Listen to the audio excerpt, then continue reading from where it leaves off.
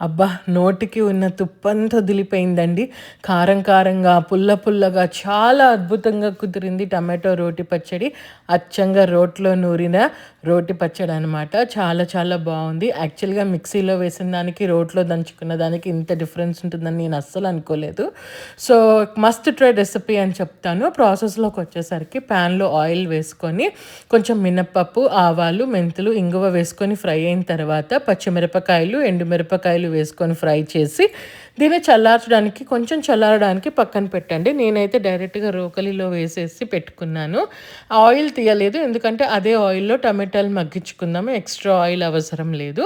2 పెద్ద టమాటాలు తీసుకొని మగ్గించుకున్నాను. ఈ లోపల రోకలిలో వేసిన దాంట్లో కొంచెం చింతపండు, ఉప్పు వేసుకొని దంచుకున్నాను.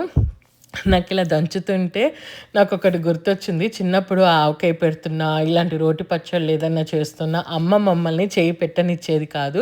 "చెయ్యి మండుతుందమ్మా, చెయ్యి పెట్టొద్దు" అనేది. ఇప్పుడు నాకెందుకో ఆ సందర్భం బాగా గుర్తొచ్చింది. ఈ రోకలిలో దంచుతుంటే నా చెయ్యి ఇంకా మంట పుడుతుందనమాట.